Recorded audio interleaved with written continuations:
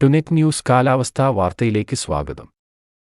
സംസ്ഥാനത്തെ വിവിധ ജില്ലകളിൽ ഇന്നും ഇടിമിന്നലോടുകൂടിയ ഒറ്റപ്പെട്ട ഇടത്തരം മഴക്കോ ശക്തമായ മഴക്കോ സാധ്യതയെന്ന് സ്വകാര്യ കാലാവസ്ഥാ വിഭാഗമായ മെറ്റ്ബീറ്റ് വെതർ.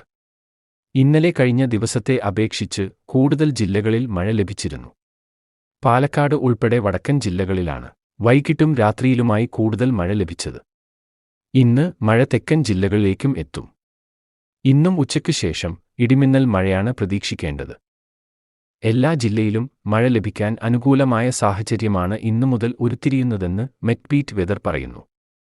കേരള തീരത്ത് അന്തരീക്ഷത്തിന്റെ താഴ്ന്ന ഉയരത്തിൽ രൂപപ്പെട്ട ചക്രവാതച്ചുഴിയും തെക്കുകിഴക്കൻ അറബിക്കടലിൽ രൂപപ്പെട്ട ന്യൂനമർദ്ദപാത്തിയുമാണ് കഴിഞ്ഞ ദിവസം മഴ നൽകിയത്. ഈ അന്തരീക്ഷസ്ഥിതി ഇന്നും തുടരാനാണ് സാധ്യത. ഇന്ന് തെക്കൻ ജില്ലകളിലാണ് കൂടുതൽ മഴയ്ക്ക് സാധ്യത. തിരുവനന്തപുരം, കൊല്ലം, പത്തനംതിട്ട, ആലപ്പുഴ ജില്ലകളിലായിരിക്കും ഇന്ന് ഇടിമിന്നലോടുകൂടിയ ശക്തമായ മഴ ലഭിക്കുകയെന്നും മെറ്റ്ബീറ്റ് വെതർ അറിയിച്ചു.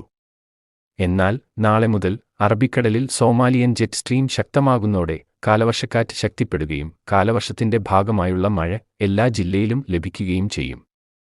നാളെ രാത്രിയോടെ എല്ലാ ജില്ലയിലും മഴയെത്താനുള്ള സാധ്യതയുണ്ട്. വെള്ളി മുതൽ അടുത്ത 5 ദിവസത്തേക്ക് സംസ്ഥാനത്ത് മഴദിനങ്ങൾ ആയിരിക്കുമെന്ന് മെറ്റ്ബീറ്റ് വെതർ പറയുന്നു. കാലാവസ്ഥാ വാർത്തകൾ കൃത്യമായി ലഭിക്കാൻ ചാനൽ സബ്സ്ക്രൈബ് ചെയ്യുക. നന്ദി.